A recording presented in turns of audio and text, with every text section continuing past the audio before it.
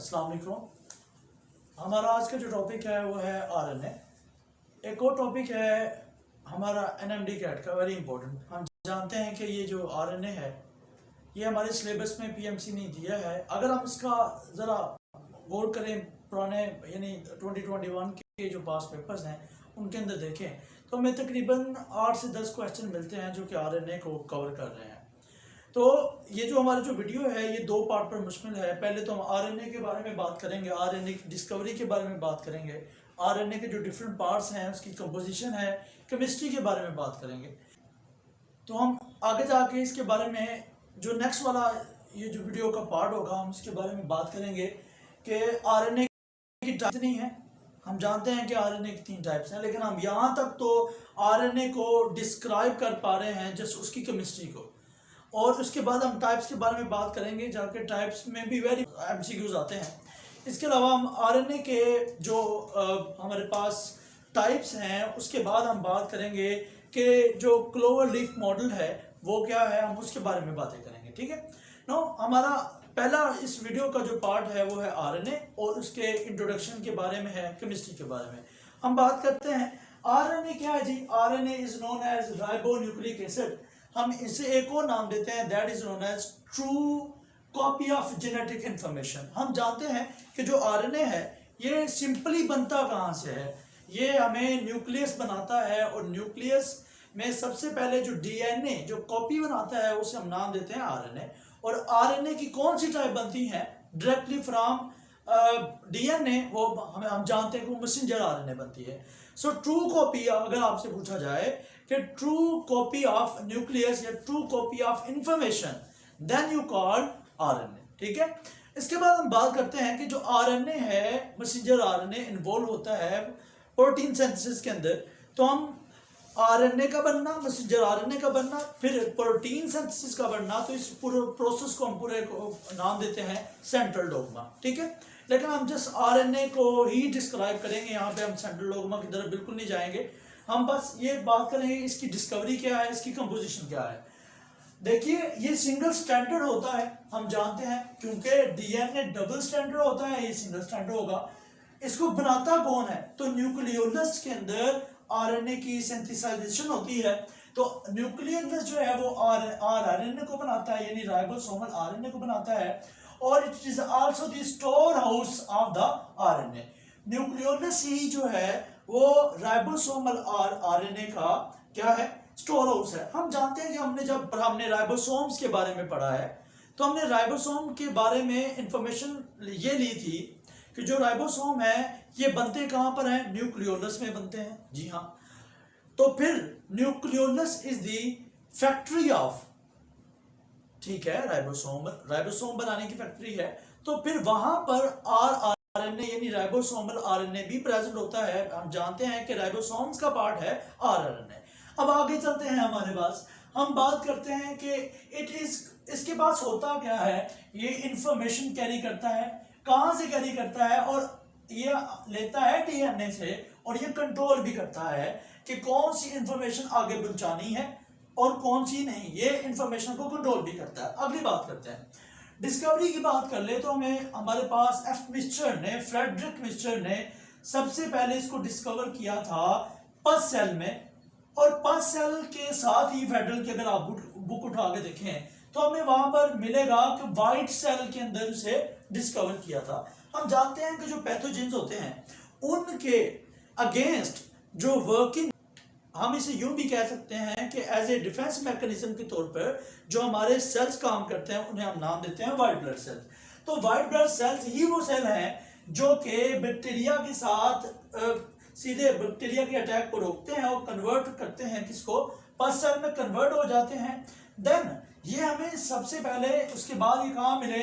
ये sperms of Solomon fish के अंदर भी हमें मिले। जो स्पर्म्स हैं सोलोमन फिश के, उसके अंदर भी हमें आरएनए सबसे पहले डिस्कवर किया। और जॉन्स ने 1920 में आरएनए को किसका नाम दिया? आरएनए का। यहां तक हमारी इंट्रोडक्शन है, डिस्कवरी के बारे में बातें हैं। हम दोबारा से देख लेते हैं, आरएनए प्रोकैरियोटिक सेल के अंदर भी मौजूद होता है, यूकैरियोटिक सेल के अंदर भी मौजूद होता है। हमारी बुक में प्रोकैरियोटिक सेल में ये साइटोप्लाज्म के अंदर होता है। जी हाँ, प्रोकैरियोटिक सेल में यानी बैक्टीरिया के सेल में जो हमारे पास आरएनए है ये कहाँ पर मौजूद होता है? साइटोप्लाज्म में। और कितना होता है ये देखिए, 96% साइटोप्लाज्म के अंदर, प्रोकैरियोटिक के सेल्स के साइटोप्लाज्म में 96% आरएनए होता है। और यूकैरियोटिक सेल्स के अंदर कितना होगा आरएनए? जनाब, हमारे पास जो आरएनए है ये हमारे न्यूक्लियस के अंदर भी नजर आता है, साइटोप्लाज्म के अंदर भी नजर आता है। हम आगे जाके यहाँ पे डिस्क्राइब भी करेंगे। साइटोप्लाज्म के अंदर हमें जो आरएनए की कंसंट्रेशन मिलती है, मिकदार मिलती है, ये 90% मिलती है। और अगर हम बात करें जो डीएनए के अंदर या न्यूक्लियस के अंदर इसकी कितनी हमें परसेंटेज मिलती है, ये हमें मिलती है 10%। ठीक है, अब हम बात कर रहे थे यूकैरियोटिक सेल की। तो यूकैरियोटिक सेल के टोटल सेल में 1.10% आरएनए मौजूद होता है। ये तो था डिफरेंस बिटवीन प्रोकैरियोट का एंड यूकैरियोट का। नो, हम आरएनए एंड डीएनए के दरमियान थोड़ा डिफरेंस कर लेते हैं। हम जानते हैं आरएनए को हम इसलिए आरएनए कहते हैं because it is a ribonucleic acid, ये सिंगल स्टैंडर्ड होता है। और इसके अलावा ये जो पॉलीमर है आरएनए, डीएनए क्या है? डीएनए भी हमारे पास एक पॉलीमर है जो कि डीऑक्सी राइबोन्यूक्लिक एसिड का या न्यूक्लियोटाइड्स का पॉलीमर है। ये डबल स्टैंडर्ड होता है। आरएनए हमारी बॉडी में दो फॉर्म में मिलता है, या हमें यूकैरियोटिक सेल के अंदर आरएनए दो फॉर्म में मिलता है। नंबर 1, हमें या तो ये फ्री फॉर्म में मिलेगा, अगर फ्री फॉर्म में मिलेगा तो साइटोप्लाज्म के अंदर होगा, और या अगर अटैच फॉर्म में मिल रहा है तो ये हमें आर या रफ एंडोप्लाज्म के रेटिकुलम के साथ राइबोसोम्स के साथ जुड़ा नजर आएगा। ये हमें राइबोसोम्स के साथ जुड़ा नजर आएगा, इसलिए ये हमें क्लोरोप्लास्ट एक ऑर्गेनेली है, ये उसके अंदर हमें अटैच नजर आता है। और माइटोकॉन्ड्रिया की जो लमेला है, जो इनर वॉल ऑफ माइटोकॉन्ड्रिया होते हैं, उनके अंदर नजर आएगा। सो अभी तक हमने ये देखा है कि आरएनए है क्या। आरएनए के हमारे पास हम इसे स्टोर हाउस कहते हैं, हम इसे राइबोन्यूक्लिक एसिड कहते हैं, ट्रू जेनेटिक इंफॉर्मेशन कहते हैं। अब हम आगे बढ़ते हैं जरा। हम आरएनए के जब स्ट्रक्चर ड्रा करते हैं तो हम कुछ यूं सिंगल स्टैंडर्ड ड्रा करते हैं, या यूं हम सीधी लाइन में ड्रा करते हैं। एक साइड पे हम लिखते हैं 5 प्राइम, एक साइड पे लिखते हैं हम 3 प्राइम है। आरएनए के 3 प्राइम पर अगर हम देखें तो यहाँ पर OH ग्रुप जुड़ा होता है। यहाँ पर अगर हम देखें तो यहाँ पर OH ग्रुप जुड़ा होता है, ये आपको याद होना चाहिए। और यहाँ पर हमारे पास फास्फोरिक ग्रुप या PO4 का ग्रुप अटैच होता है, इसलिए इसे हम 5 प्राइम कहते हैं। ये बेसिकली 5 और 3 क्या है, हम आगे जाके देखते हैं कि जो हमारे पास पेंटोज शुगर है, पेंटोज शुगर के बिल्कुल, क्योंकि ये 5 कार्बन पर मुश्तमिल है, इसलिए ये 5 हमारे पास कार्बन है, और हम इसे नाम देते हैं उसे carbon number 1, carbon number 2, carbon number 3, carbon number 4। जरा इस कॉन्सेप्ट को क्लियर कर लें कि जो हमारे पास फास्फोरिक ग्रुप है ये पेंटोज शुगर के 5 के साथ अटैच होता है, इसलिए हम इसे नाम देते हैं क्या? इसे हम नाम देते हैं 5 प्राइम। और क्योंकि इस जहां पर ये एंड हो रहा है, ये फास्फोरिक ग्रुप के ऊपर एंड हो रहा है, इससे आगे कोई और कंपोनेंट नहीं है आरएनए का, इसलिए हमने इसे क्या नाम दे दिया? 5 प्राइम। और अगर हम बात करें 3 प्राइम की, तो कार्बन नंबर 3 की बात कर लें तो यहां पर OH ग्रुप होता है। तो एक न्यूक्लियोटाइड का फास्फोरिक दूसरे जो हमारे पास न्यूक्लियोटाइड है उसके कार्बन नंबर 3 पर अटैच होता है, बॉन्ड बनाता है, एस्टर लिंकेज बनाता है। तो हम इस फिनोमिने को या इस स्ट्रक्चरल बुनियाद पर हम इसे नाम देते हैं 5 प्राइम और 3 प्राइम। थे न्यूक्लियोसाइड एंड न्यूक्लियोटाइड के डिफरेंस के बारे में। तो न्यूक्लियोसाइड एंड न्यूक्लियोटाइड का डिफरेंस भी बहुत इंपॉर्टेंट है, हम जानते हैं। What is the difference between nucleoside and nucleotide? Nucleoside basically दो कंपोनेंट का मजमुआ है। It is the combination of nitrogenous base plus pentose sugar. तो पेंटोज शुगर और नाइट्रोजनस बेस जो मिलकर स्ट्रक्चर बनाते हैं उन्हें हम नाम देते हैं न्यूक्लियोसाइड। और हमारे पास न्यूक्लियोटाइड क्या होते हैं? It is the component of 3 units. तो इसमें नाइट्रोजनस बेस आ जाती है, पेंटोज शुगर आते हैं, एंड हमारे पास PO4 के हिसाब से हमारे पास ग्रुप आता है जो कि फास्फोरिक ग्रुप है 1 2 3। ये 3 कंपोनेंट आपस में मिलते हैं, यानी पेंटोज शुगर मिलती है, नाइट्रोजनस बेस मिलती है और फास्फोरिक ग्रुप जो है वो आपस में मिलते हैं, तो हमारे पास जो स्ट्रक्चर बनता है that is known as nucleotide. अब हम न्यूक्लियोटाइड की कुछ एग्जांपल्स के बारे में बात करते हैं। हमारे पास एटीपी एक न्यूक्लियोटाइड है, तो इसे हम energy currency of the cell भी करते हैं और ये मोस्ट अबंडेंट न्यूक्लियोटाइड है। बुक में लिखा है, आपकी बुक में, ये मोस्ट अबंडेंट न्यूक्लियोटाइड है। और कौन सा न्यूक्लियोटाइड है? एक्स्ट्रा सेलुलर न्यूक्लियोटाइड है, जो कि हमें सेल के साइटोप्लाज्म के अंदर नजर आता है और हमें माइटोकॉन्ड्रिया के नजर आता है और वो हर वो जगह जहां पर हमें न्यूक्लियोटाइड या एनर्जी करेंसी की जरूरत होती है, ये वहां पर हमें नजर आता है। अब आगे बात करते हैं, हमारे पास एडीपी भी एक न्यूक्लियोटाइड है, एएमपी भी एक न्यूक्लियोटाइड है, जीएमपी भी एक न्यूक्लियोटाइड है, जीडीपी भी एक न्यूक्लियोटाइड है, जीटीपी भी एक न्यूक्लियोटाइड है। हमारे पास सीएमपी भी एक न्यूक्लियोटाइड है, सीडीपी भी, सीटीपी भी एंड यूएमपी, यूडीपी, यूटीपी, ये हमारे पास क्या है? इस ऑल के ऑल हमारे पास न्यूक्लियोटाइड है। ये किस तरह से बने हैं? Adenosine diphosphate, adenosine monophosphate, adenosine triphosphate.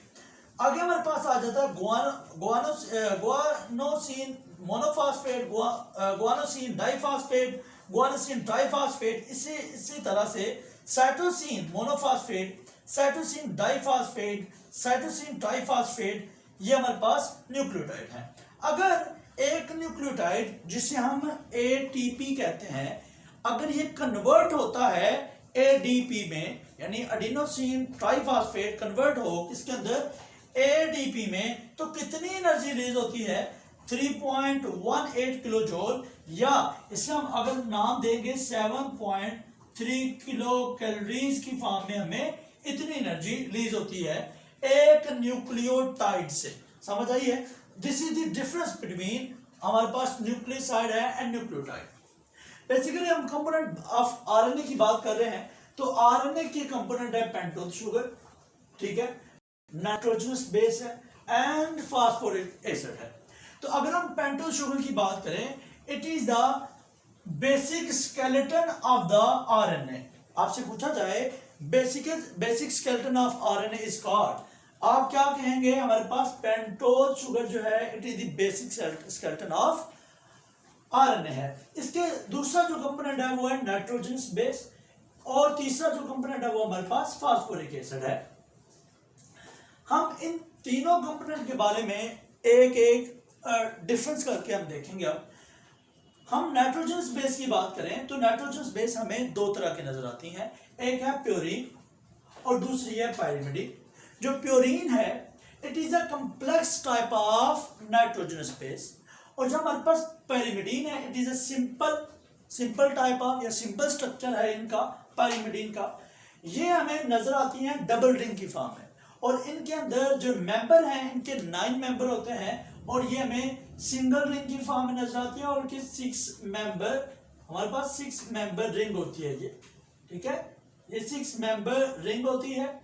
इसके अलावा अगर हम बात करें, एग्जाम्पल की बात कर लें, तो प्योरीन जो है ये हमें 2 नजर आती है नाइट्रोजन बेस, और ये जो हमारे पास पाइरिमिडीन है, पाइरिमिडीन, ये हमें 3 नजर आती है।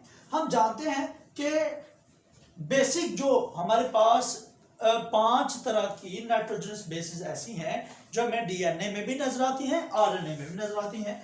अगर हम कॉमन नाइट्रोजनस बेस को देखा जाए तो हमारे पास एडेनिन एंड गुआनिन और साइटोसिन भी नजर आती है, एंड हमारे पास यूरासिल नजर आती है किसके अंदर, ठीक है।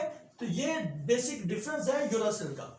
साइटोसिन, थायामीन, एडेनिन, गुआनिन, ये हमारे पास 5 तरह की नाइट्रोजन स्पेसीज है जो कि हमें नजर आती है आरएनए में। इसके बाद अगर हम इनका मॉलिक्यूलर फार्मूला देखें तो यूरासिल का जो हमारे पास मॉलिक्यूलर फार्मूला है ये हमें नजर आता है C4N2H4NO2 की फॉर्म में। इसके बाद जो हमारे थायामीन है इसका मॉलिक्यूलर फार्मूला नजर आता है C5N2H6O की फॉर्म में। इसके बाद ये हमारे पास यहां लिखा हुआ उसके बाद हम साइटोसिन की बात करें तो इनका जो मॉलिक्यूलर फार्मूला है ये हमें नजर आता है C4N3H5O की फॉर्म में। इसके अलावा हम गुआनिन की बात करें तो गुआनिन का जो हमें फार्मूला नजर आता है वो C5N5OH फॉर्म में नजर आता है। इसके अलावा हम एडेनिन की बात करें तो ये C5H5N5 की फॉर्म में नजर आता है। यहां पर एक रूल सुन लीजिए, हम जानते हैं कि adenine always equal to thymine, guanine is always equal to cytosine, ये हमें पता है। लेकिन हम ये भी जानते हैं कि हमारे पास ये जो नाइट्रोजनस बेसिस है, नाइट्रोजनस बेसिस जो है इनमें से 4 ही जो है जो हमें आरएनए में नजर आती हैं। एक है adenine, guanine, cytosine and uracil. Thymine हमें टीएनए में नजर आती है।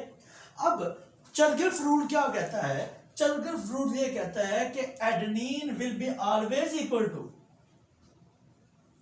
Thiamine and guanine always equal to cytosine, हम जानते हैं। तो जब हम ये रूल चरगेफ रूल के मुताबिक ये बेसिस जो है वो एक कंसंट्रेशन में एक दूसरे के इक्वल होती हैं।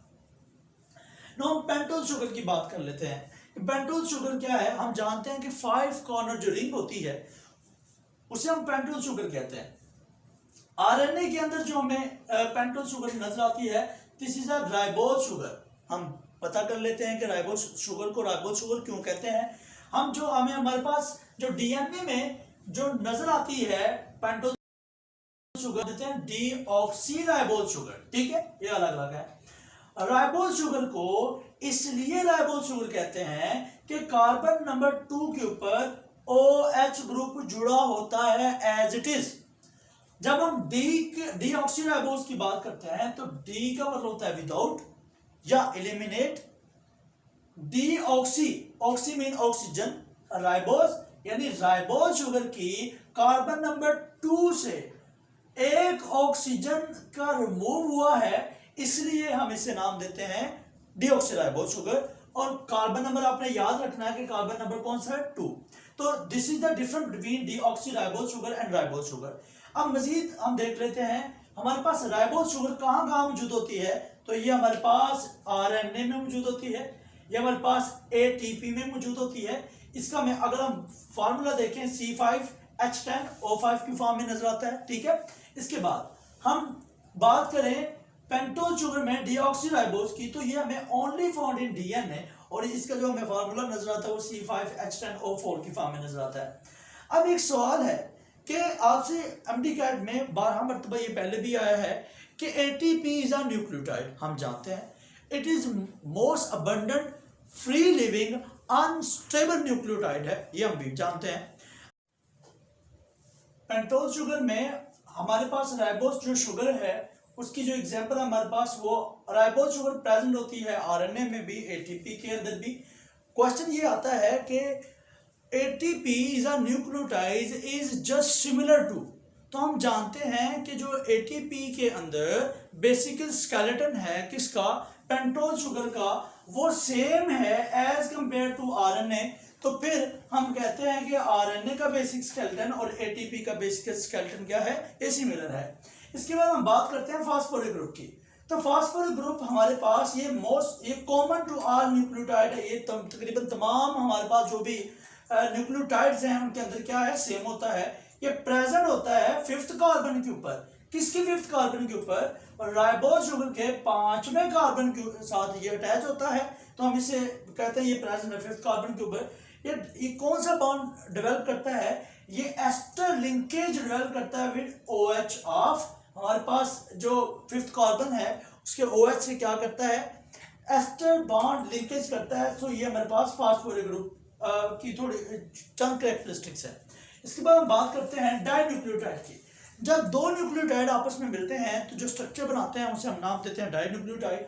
डाइन्यूक्लियोटाइड जो है ये नॉन प्रोटीन पार्ट भी हो सकता है। इसकी हमारे पास एग्जांपल है CAMP साइक्लिक, हमारे पास AMP है। इसके अलावा हमारे पास ये कोवैलेंटली बॉन्डेड अगर 2 हमारे पास न्यूक्लियोटाइड हों जो कि कोवलेंटली बॉन्डेड हों तो वो मिलके क्या बनाते हैं, डाइन्यूक्लियोटाइड। इसके अलावा हमारे पास इनकी नॉन प्रोटीन जो न्यूक्लियोटाइड डाइन्यूक्लियोटाइड है, उसकी एग्जांपल नैड है एंड फैड है, nicotine adenine dinucleotide and flavin adenine dinucleotide, जैसे इनके नाम से ज़ाहिर है ये विटामिन बी हैं। इसके अलावा ये इलेक्ट्रॉन को रिमूव करते हैं, यानी प्रोटॉन को, ये प्रोटीन हमारे पास प्रोटॉन एक्सेप्टर के तौर पे काम करते हैं, लेकिन प्रोटॉन तब एक्सेप्ट करेंगे जब डिहाइड्रोजनेज एंजाइम्स जो है वो प्रोटॉन को रिमूव करेंगे, तो ये NAD जो है ये प्रोटॉन को एक्सेप्ट करके क्या हो जाएगा, NADH एंड FAD यानी फ्लेवोनिन एडेनिन डाइन्यूक्लियोटाइड जो है ये हमारे पास FADH बन जाएगा। नाउ हमारे पास पॉलीन्यूक्लियोटाइड की बात कर लेते हैं। तो मैनी हमारे पास जो डाइन्यूक्लियोटाइड है ये कंबाइन करते हैं आपस में और क्या बना देते हैं, पॉलीन्यूक्लियोटाइड। और पॉलीन्यूक्लियोटाइड की जो हमारे पास एग्जांपल है ये RNA है।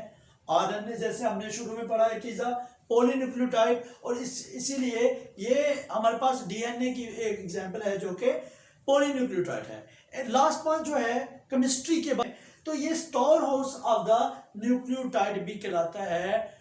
RNA store house of nucleotide है, DNA भी क्या है, स्टोर हाउस ऑफ न्यूक्लियोटाइड है। ये हमारा फर्स्ट पार्ट है RNA का as a part of RNA।